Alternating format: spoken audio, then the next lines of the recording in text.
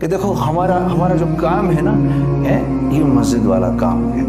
ایک دعا کرو مسجد آ کر کہ یا اللہ تو میرا دل مسجد میں لگا دیا کر.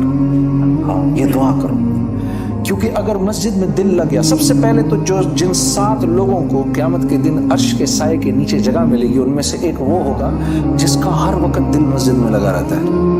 ہاں تو ایک تو اللہ سے یہ دعا کرو، دل اللہ کے ہاتھ میں، یا اللہ مجھے مسجد والا بنا دے. اللہ کے نبی نے فرمایا جس کو مسجد جاتے ہوئے دیکھو اس کے ایمان والے ہونے کی ضمانت دو. ضمانت دو اس بات کی یہ ایمان والا ہے، کیونکہ مسجد انسانوں کے بننے کی جگہ ہے. مسجد کس چیز کی جگہ ہے؟ انسانوں کے بننے کی. مسجد میں انسان بنتے ہیں، جو کہتے ہیں نا پنجابی میں بندے کا پتر بنتا ہے. ٹھیک ہے جی، بندے کا پتر کدھر بنتا ہے؟ ہاں نہیں تو پھر اللہ جانے کس کا پتر ہے. ٹھیک ہے، مسجد کے باہر ایک نماز مسجد کی اگر چھوڑے، یقین کرو اپنے ایمان میں کمی محسوس کرتا ہوں کہ یا اللہ کچھ ہو گیا، کوئی نقصان. خاص طور پر جس کی فجر جماعت سے گئی میرے دوستو، وہ دنیا اور آسمانوں کے قلابے ملائے، بیان کرے، باتیں کرے، یہ کرے وہ کرے، سب وہ 0/0 ہے. وہ 0/0 ہے جو مسجد میں فجر کی نماز نہیں پڑھ رہا. یقین کرو.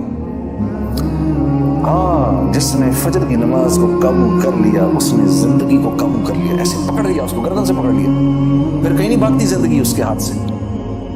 یہ ذرا مشکل پڑ جائے. ہاں تو اس کی بہت نیت کرو. یہ نوجوان لڑکے جو بیٹھے ہیں، میں تمہیں بتا رہا ہوں قسم سے، سب سے مشکل جو ہوئی مجھے آج میری زندگی جو ہے نا کلابے کھاتی تھی نا، وہ کھاتی تھی جب فجر کی نماز قابو میں آ گئی نا تو سب سمجھ میں آیا اچھا میں کیوں پیدا کیا گیا تھا. اچھا میں اس لیے پیدا کیا گیا تھا کہ میں فجر کی نماز آ کر مسجد میں پڑھوں. ہاں فجر کی نماز کرتے ہو نا دل سے ارادہ انشاءاللہ نہیں چھوڑنا. اس نماز کو نہ چھوڑنا، فجر کی نماز کو نہ چھوڑنا مسجد. ہاں جو فجر کے ٹائم سویا ہوتا ہے، جو فرشتے رزق بانٹنے آتے ہیں نا، وہ رزق لے کے اس کے منہ پہ مارتے ہیں اور چلے جاتے ہیں. ہاں اس کے چہرے پر سے اللہ صلحاء کا نور ہٹا دیتا ہے. صلحاء کا نور ہٹ جاتا ہے اس کے چہرے سے، جو جان بوجھ کے فجر کی نماز کو قضا کرتا ہے. میرے دوست، اللہ کے نبی نے جتنی برکت مانگی ہے فجر کی نماز کے ٹائم پر مانگی اس امت کے لیے. میں ایک جگہ بیٹھا ہوا تھا تو 5 6 8 لوگ بڑی سیریس گفتگو کر رہے تھے کہ مسلمانوں کو کیا ہو گیا، اور مسلمانوں کو یہ کرنا چاہیے، اور مسلمانوں کو وہ کرنا چاہیے، اور یہ مسلمانوں کی جیو پولیٹیکل سچویشن ہے، اور یہ مسلمانوں کی فلانی پوزیشن ہے، اور یہ فلانی 5 6 بیٹھے ہوئے تھے ایسے بیٹھے ہوئے تھے. اور پھر آخر میں مجھ سے کہتے ہیں تو جنید جمشید صاحب آپ کی کیا رائے ہے؟ میں تو سٹ پٹا گیا ایک سے. میں کہا نہیں میری رائے تو میں بعد میں پوچھوں گا، میں پہلے تو آپ حضرات کی رائے سے استفادہ اٹھانا چاہتا ہوں. لیکن میں استفادہ اٹھانے سے پہلے میں یہ پوچھنا چاہتا ہوں، اس سے مجھے اتنا بتا دیجیے کہ آج آپ میں سے فجر کی نماز جماعت کے ساتھ کس نے پڑھی ہے؟ ان میں سے فجر کی نماز جماعت کے ساتھ تو نماز ہی نہیں پڑھ رہا تھا. تو یہ مجھے بتاؤ جو مسلمان نماز ہی نہیں پڑھ رہا، اس مسلمان سے اس امت کو کیا فائدہ ملے گا؟ نہ اس کی دعائیں قبول ہو رہی ہیں، نہ اللہ والوں کی دعاؤں میں اس کا کوئی استحقاق ہے. جی اور پتہ نہیں کیا کیا کیا کیا وعیدیں جڑی ہوئی ہیں اس بیچارے کے ساتھ. کیا بیان کریں یار، ہمارا تو دل دکھتا ہے. اور بات یہ ہے کہ میں خود بھی ایک زمانے میں انہی میں سے تھا، اس لیے میں اسپیشلی کہتا ہوں یار جان بوجھ کے نماز نہیں چھوڑنا. یہ ایک تشکیل جس نے اپنی کر لی، آج اس نے اپنی سب سے بڑی تشکیل کر لی. انشاءاللہ 5 وقت کی نماز کا اہتمام کریں گے. اللہ آپ کا بہت بہت بیٹھنا قبول کرے. ایک آدھ آپ کو نظم سناتا ہوں. پھر بات یہ ہے کہ اللہ کی شان کہ میرے والد صاحب بھی جہانگیر کے رہنے والے ہیں، پٹھان ہیں تو، اور میری والدہ جو ہیں وہ دلی کی رہنے والی مغلانی تھی. تو عجیب کمبینیشن تھا یہ. ہاں جی ہمارے ابا کو بات بات پر غصہ آتا تھا، ہماری والدہ ایک انتہائی نفیس خاتون تھی. ہاں جی تو یہ دونوں مکس ہم نے دیکھا، یہ دونوں ایک عجیب ہم نے مکس دیکھا. تو اس لیے بھائی اگر کوئی پٹھانوں کے بارے میں کوئی کچھ بول سکتا تو میں بول سکتا ہوں, آپ نہیں بول سکتے. آپ بولیں گے تو مجھے بھی غصہ آ جائے گا. ہاں جی, یہ تو دیکھو یار, یہ تو اس دن کی برکت ہے. دیکھو یہاں کون کون بیٹھا ہے. ہاں جی, ہم نے دین چھوڑا تو ایک دوسرے کی گردنیں پکڑ لی, دین پر آئے تو ایک دوسرے کی جانوں کے محافظ بنے. ہاں جی, مسجد دیکھو یار, واہ کیا بات ہے.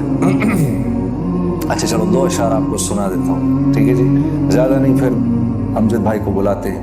پہلے میں آپ کو امجد بھائی کا ذرا بتاؤں.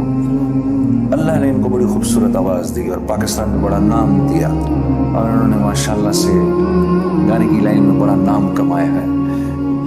جو پاکستان سے جن ساتھیوں کا تعلق ہے ان کو بہت اچھی طرح پہچانتے بھی.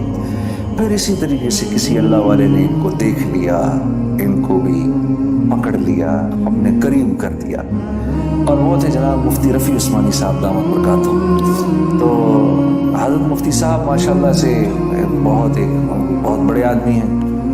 وہ وزیر انہوں نے ان کے ساتھ اٹھنا بیٹھنا شروع کیا تو اتنی گناہ کی زندگی بھی چھٹ گئی, اللہ نے چھڑوا دیا. اس لیے میرے عزیز دوست, مسلمان جو ہے نا, مسلمان اوف قیمتی, کسی مسلمان کو بے قیمت نہ سمجھو. ہاں, صرف جیسے کوئی بھی موبائل ہے, موبائل جب اس کو چارجر لگاؤ گے وہ فل ہو جائے گا, سارا دن تمہارا کام دے گا جی. اور مہنگے سے مہنگے موبائل کو چارج نہیں لگاؤ گے تو وہ اگلے دن بیکار ہو جائے گا. تمہارا یہ آئی فون 0 ہو جائے گا اگر اس کو چارج نہیں لگے گا تو. اور 20 پاؤنڈ 10 پاؤنڈ کے جی, 3 پاؤنڈ کے 2 پاؤنڈ کے موبائل کو بھی روز چارجر لگے تو یہ نفع دینے والا بن جائے گا. ٹھیک, تو ہمارا چارجر کیا ہے, انسانوں کا چارجر کیا ہے, دعوت. انسانوں کا چارجر کیا ہے, دعوت. دعوت اللہ سے لینا ہے, سیاست لوگوں سے لینا ہے.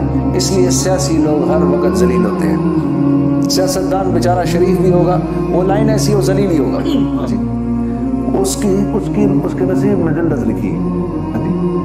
اور دائی دعوت دینے والا جی, وہ کسی بھی لائن کا کیوں نہ ہو جی, جب وہ لوگوں کو اللہ کی طرف بلائے گا تو لوگ اس کی طرف متوجہ ہو جائیں گے. ٹھیک ہے, دعوت اللہ سے لینا ہے اور سیاست لوگوں سے لینا ہے. اور لوگوں کو دینا پسند نہیں ہے, لوگوں کو لینا پسند ہے. لوگوں کو کیا پسند ہے, لینا. اسی لیے تو یہ بیچارے سیاسی لوگ ہر وقت ذلیل کرتے رہتے ہیں. کیوں, یہ مانگتے ہیں آگے ہم سے,